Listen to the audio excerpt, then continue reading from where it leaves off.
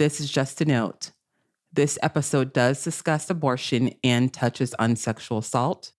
So please make sure you're taking care of yourself and your needs when you listen.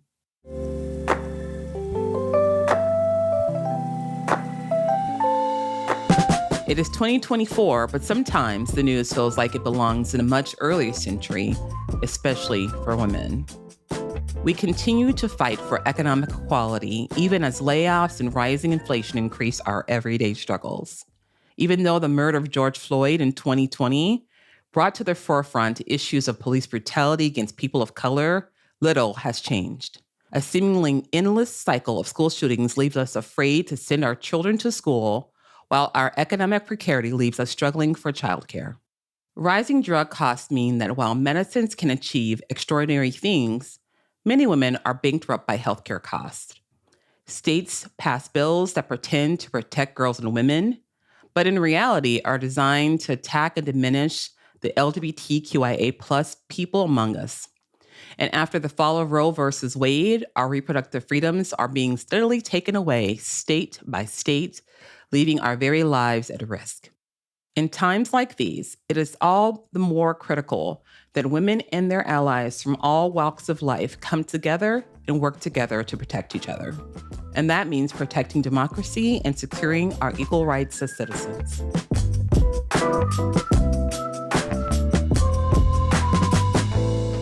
Welcome to Feminism Now, featuring leaders and activists who are on the front lines of the fight for constitutional equality, economic justice, and reproductive rights. I'm Christian F. Nunez, the president of the National Organization for Women, and the theme of season 2 of our show will be Women Leading Democracy.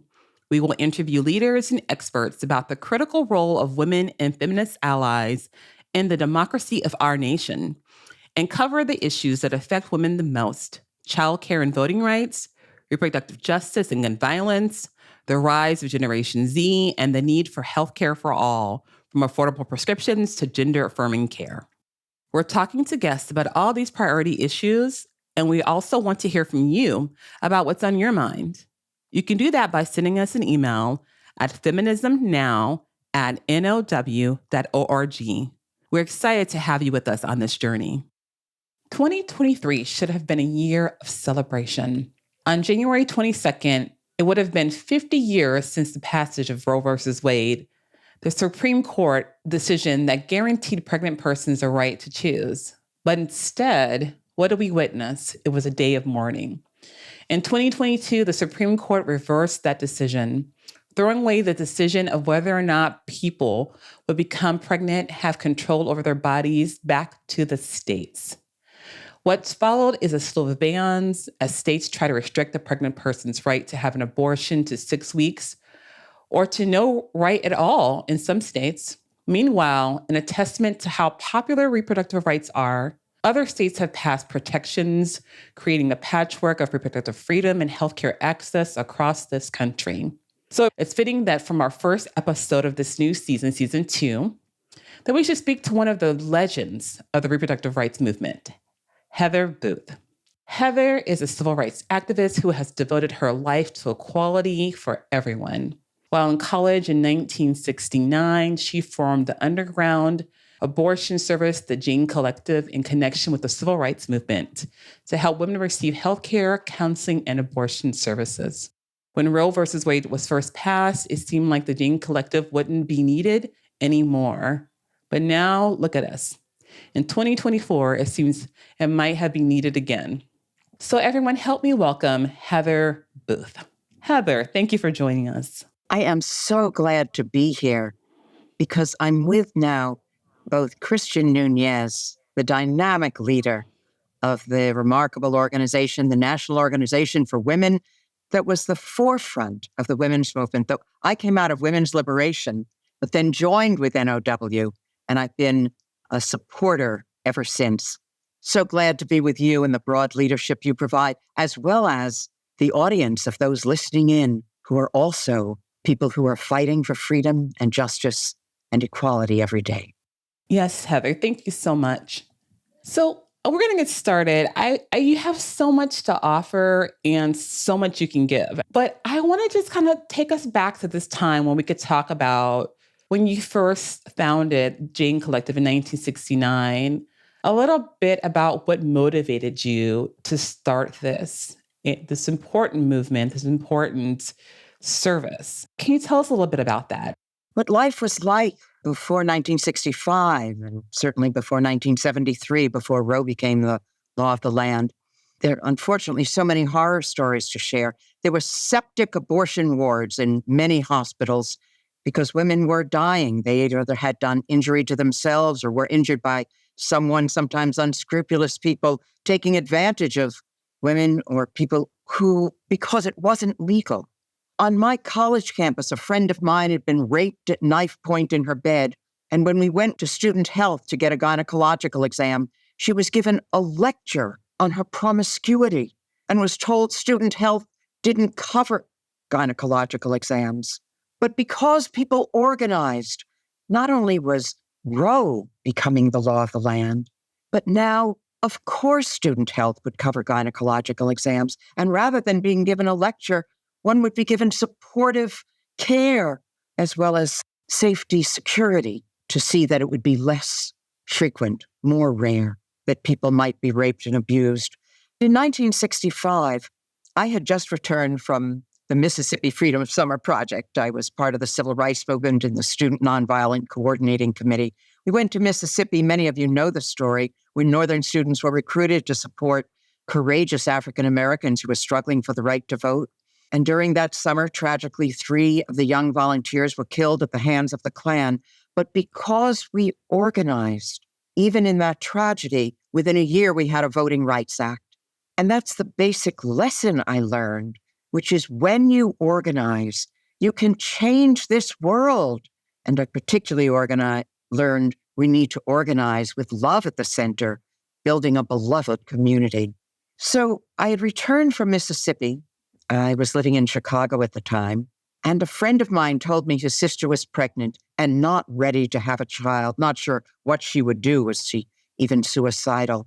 And could I find a doctor to perform an abortion? I hadn't really ever thought about the issue before. It was a more innocent time, and maybe I was a more innocent person.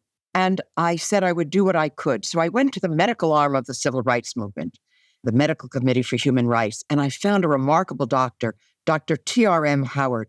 I made the arrangement with Dr. Howard, and I thought that was it. I thought he would take care of this one-time act for a friend. But after the procedure, which was successful, word spread from someone else, not from me, and I got another call. I made that arrangement with Dr. Howard, and then I got another call. And I realized we had to set up a system. And so I learned from Dr. Howard what was involved. I had never had an abortion myself. I've never faced the situation, but I had to learn what was involved. What do you do beforehand? What do you do after? Is there any pain? What should we look out for? How much does it cost? Can we negotiate on the price? Oh, it's $500. Well, could we get 2 people in for the price of 1? Could we get 3 people for the price of 1? And more people started coming through. At some point, because so many were coming through, rather than giving out my personal phone number, we publicized and said, pregnant, don't want to be, call Jane. Wow. Let me just start off by saying I love the fact that this story starts with love. And you said that it started because you loved someone and you wanted to be there for them and you helped. And that connection to love and then the connection to the intersectional involvement of these movements, right? Which we're still seeing today, right? So much of this is so connected to different movements and the need to say, we have to organize, we have to be together. These movements are overlapping and 2 different movements came together to work for the greater good. And if we cannot learn the lesson from this, I just have to really point this out right now. If we cannot learn the lesson from what you just said about how 2 movements came together for the greater good, when are we going to learn the lesson? You are so right. All our movements are connected. Audre Lorde said, we don't lead single-issue lives. And all our issues are connected. But this is the most intimate decision in a person's life. about when or whether or with whom we have a child. And no politician should interfere with that decision.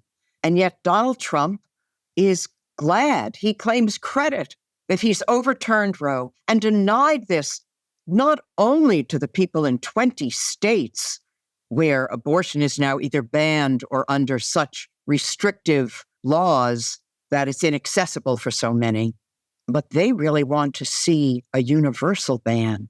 And that's one of the issues that's at stake in the election. They're even now trying to ban mifepristone, the way to have a medical abortion. And they're having politicians and judges with no medical background to make a medical decision and say that the Food and Drug Administration can't make a determination that this very safe product that's been on the market for over 20 years can be available. And that's another case that's coming up before the Supreme Court. It's quite interesting how the politicization of reproductive rights has come up and how it, like you just said, people who have no earthly knowledge, no medical background, don't even really have the knowledge of even how the anatomy works, right? Some of the things they're thinking, even some of these bans, you think about them, and they're criminalizing women for having miscarriages, things their bodies cannot control. And they're making these decisions not because they care, not because they really truly value life, because it's politicized, because they want to control, they want power. It puts them in a position of power. And that's all it's really about. Like you said, Donald Trump is out there and he's sitting there claiming something because of how he's politicizing it to put himself in a position. He doesn't care about the impact. He doesn't care of the harm. You are so right that this has become politicized. When I was first active on the issue in the 1960s, it wasn't a partisan political issue, but it has become partisan. During the Reagan years, there was a deal that was made between the right wing of the Republican Party that was at that point gaining greater strength and part of a white Christian nationalist movement. And the two made a deal. And the right wing of the Republican Party said that they would provide the political apparatus and some of the money, and the churches would provide the people. They would trade our lives for the political power to win tax breaks for the wealthiest, to drill wherever they want to drill. And this issue may not even have been important to some in the Republican Party of those days, but now it's become one of their core messages as they seek to take away our freedom. I think this is so important. We really call this out. And this is why we call ourselves the truth tellers, right? Because it's important people really understand that this is not really, they want to make it seem like it's about something that it's not. So, when we talk about this, and I know sometimes people feel so helpless, they feel like, what do I do? But one thing I want to point out is what we have seen is what we always see with women, right? And our allies is that we don't back down. We continue to push forward. And that we will fight this battle and we will continue to make sure that we're fighting for our rights and our bodies and our autonomy. And when we show up, what we've seen happen over the last couple of years since overturning Roe is that reproductive freedom is winning, right? When people are showing up, it's winning. So we know people care. We know people want their autonomy. We know people want their bodies. But for those who are feeling discouraged and for those who are feeling helpless, what would you tell them? What advice would you give? As one of the best civil rights activists that I personally know. And you are my sister in this struggle. And all of those listening in are our sisters and brothers, those men of goodwill in a shared struggle. We know from history that when we've organized, then we can change history and make it better, make it more inclusive, more free, more democratic and just.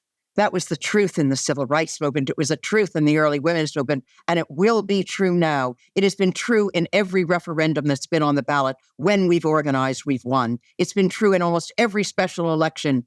When we've organized, we've won. And what we need to do now is organize with love at the center, and we also will win. I wish we had more time, but you just wrapped it up for us because this is what we need. This is what we need to motivate us and to get us geared up, is that when we center it with love and we organize, we will win. We're going to win this. We're going to win this reproductive freedom fight. We're going to win this voting rights fight. We're going to win back our democracy. And women will be the center.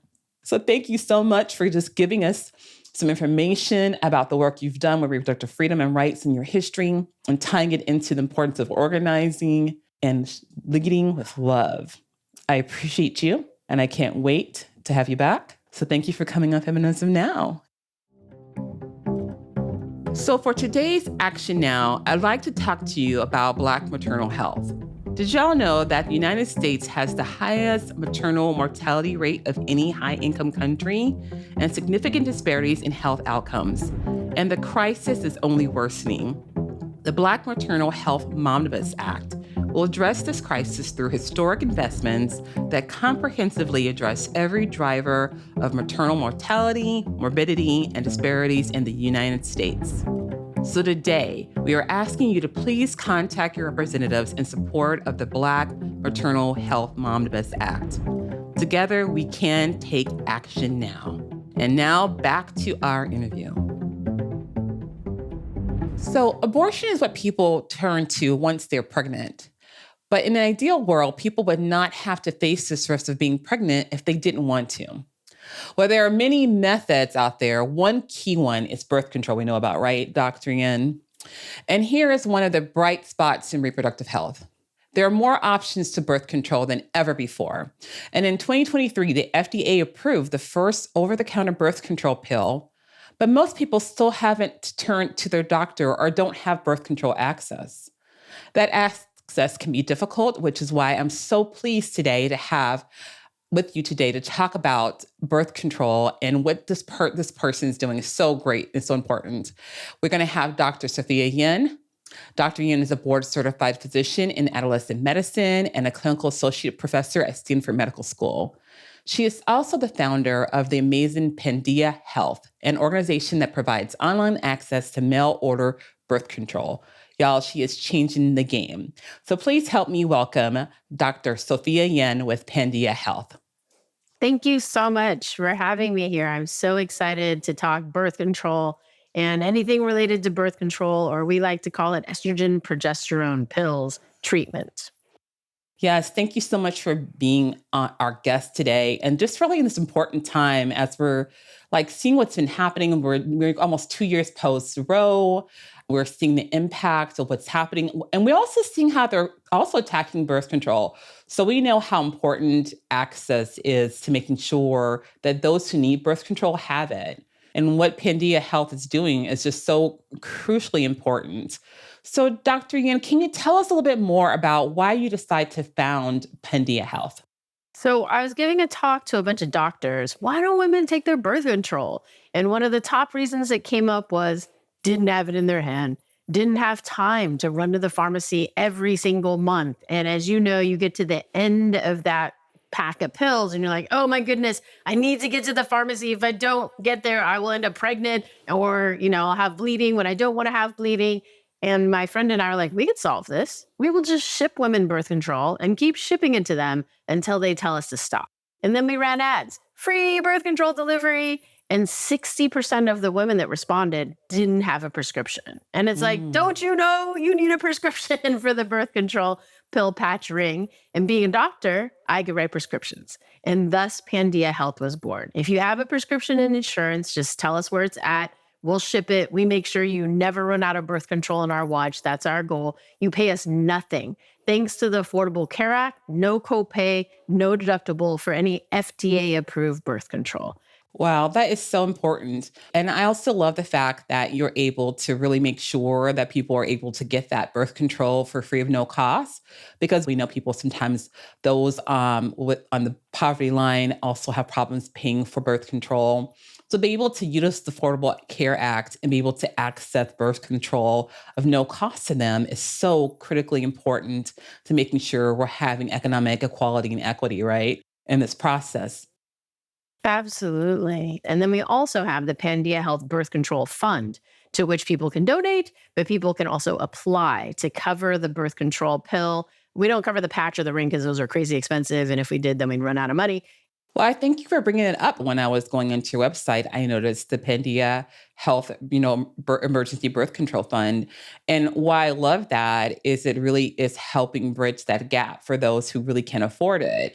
Sometimes some people say, well, $15 isn't a lot, but for some people, that is a lot of money, right? To pay that extra $15. That is a meal or that is a bill for some, right? But they also need to make sure that they are preventing pregnancies, and they should have that right. They should have that right to be able to say, I don't want to extend my family, but I also need to pay these bills, right? We shouldn't have to choose. So tell me, what is your hope that you hope will come out of Pendia Health? What would you hope the impact will be? Well, the main reason is no one runs out of birth control on our watch to the best of our ability. But I realized that we're bringing, UCSF Stanford better than UCSF Stanford care to wherever you have internet and a mailbox. As a woman of color, I realized what we were taught at major medical institutions, great if you're a Caucasian female that wants to bleed every month. However, if you're of Asian or Black descent, spoke to my fellow Asian and Black doctors, I'm like, oh yeah, that drug that we're teaching everybody to prescribe everywhere does not work for our people. And so given that I dedicated the past 8 years of my life just on birth control, and then I have MIT, UCSF, Stanford background, I took a spreadsheet, took all the birth control pills, ranked them from most likely to make you bleed, least likely to make you bleed, most likely give you munchies, least likely to give you munchies, most likely give you acne, least likely give you acne. Took what I learned from the academic centers, put that in, and then fixed it for the side effect that we were seeing in people of Asian and Black descent. And so rather than you having to try 3 different birth control pills until you find the one that works for you, we have 95% of our first timers really happy with that first birth control pill that we have. And then we do a free 10-week follow-up where we're like, are you having breakthrough bleeding? Are you having zits? Are you having, munchies? If so, then our doctors, and they're the only ones trained in this algorithm because I made it up, but based on science, that they can fix it. They can be like, oh, you got munchies? Let's turn this down. You have breakthrough bleeding? Let's turn this up. And with that, we see 82% retention at a year versus your standard 30 to 55% retention for somebody new to the birth control pill. So this is what I called patient-centered care, right? When you're actually sitting there thinking about, let me think about the impact that this has on different people, the intersectionality, the part of thinking about how does this impact different groups and their bodies, their genes, their physiology, their lifestyle, the fact that certain groups have different other comorbidities, the fact they have different health conditions that impact them differently. But what you did is you stopped and you said, I already know that this has not been centered around my Black and Asian and BIPOC, sisters. And so let me stop and do what I know that I would want to do done for me. And let me put a little bit of research in this, and then let's check in and make sure it's really working.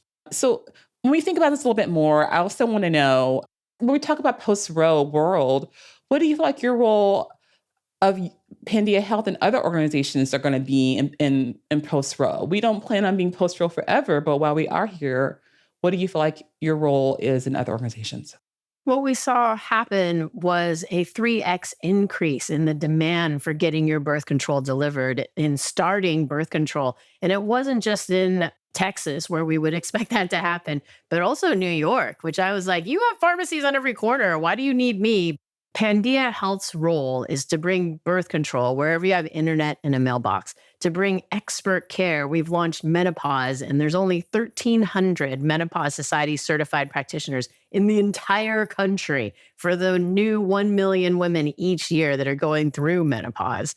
And we happen to pick up 2 of those experts, and they're leading our team for menopause. So our role is to provide the ability to prevent unplanned pregnancy with the pill patch ring. Though again, it's most important for long-acting reversible contraceptives if you can get access to that. We can't provide that, obviously, online. But until you're ready for that, we're here for you. And we also do provide emergency contraception, which is not medication abortion. It's if the condom popped, or God forbid you were sexually assaulted, or you didn't take your pills and you had sexual relations, heterosexual relations, then you can take a medication up to 5 days after that to decrease your risk of pregnancy. But better to be on long-term birth control than to use this, but you got nothing, better something than nothing. Well, as you brought it up, let's talk about a little bit about, the Plan B, or I should say FDA approved over-the-counter birth control pills. if so be it, you were to forget to take it and had concern of pregnancy. How do you see birth control being affected with FDA approval of that? And also what we're seeing happen as we go through with some of these abortion bans that are occurring? Yeah, so I'm very concerned. I'm excited that one birth control pill out of the 40 different options is going over the counter. But if you're currently on a birth control pill patch ring, do not be like, oh, there's one over the counter. I'm just going to switch to that one. Not all pills are created equal. There are 40 different birth control pills, and the one that is going over the counter was approved in 1975, I believe, and taken off market in 2003. Not because it was bad, evil, or did anything, but it just wasn't as good. And so everything else that a doctor can prescribe you beats what is going over the counter. But what's going over the counter is the best thing you can get over the counter. But if it were me, my daughter, my friend, my patient, I would say go see a doctor if you can. Go see somebody that can prescribe you. Go see somebody that can give you at least the 40 different options. If not, if in person, then you can also add the implant, the IUD, and the shot. But if you got nothing else, yes, what's going over the counter is good. But the other part, know that it's a progesterone-only pill. If you take it 3 hours late, you're at risk of pregnancy. And who hasn't taken stuff 3 hours late? The movie ran long. You saw Barbie or Oppenheimer or, the latest movie and you ran 3 hours late, or your soccer practice, or you fell asleep and you forgot. If you are 3 hours late on this new over-the-counter medication, then you will need emergency contraception if you had sexual relations in the past 5 days, or if you intend to have sex, you have to hold off for at least 2 days while that hormone gets up to the level to prevent pregnancy. And I fear that this will not be communicated to the public. So it's our job as people involved in public health preventing unplanned pregnancy to educate that what's going over the counter is the best you could get over the counter. Have some emergency contraception around. And I would advise Ella, the prescription emergency contraception, over Plan B, because Plan B, if your BMI is 26, and my BMI is often 26 if I eat some extra dessert, or it doesn't work so well. Plan B and its generics do not work so well if your body mass index is 26 or greater. If your BMI is 30 or greater, it does not work at all. And Ella works up to a BMI of 35. If your BMI is 35 or greater, then your only option is an IUD, which can be used for emergency contraception, but you got to get in the doctor's office or the ER. What did I tell y'all? Did I tell y'all we have the truth tellers on feminism now, or do we have the truth tellers on feminism now? Dr. Sophia, this has been so enlightening. This has been so helpful for our listeners. This has been helpful for all of us. This is information I want to share with the young feminists in my lives and those who are still, needing birth control, But I just think it's so important. I mean, because a lot of times, like you said, they don't tell us this. Thank you. Thank you so much for what your team, you are doing. Thank you, Dr. Sophia Yin. Thank you, listeners, for coming back for season 2. We are looking forward to bringing you interviews with wonderful guests this year, the feminists who are leading democracy. This podcast, Feminism Now, is a production of the National Organization for Women and Vox Topica. I'm Christian F. Nunez, NOW's national president. And if you like what you hear, please go to now.org, read up on our core issues and our approach to advancing women's equality, and get involved. We'd love to hear from you. Send your thoughts to feminismnow@now.org. Thanks for listening, and we'll see you soon.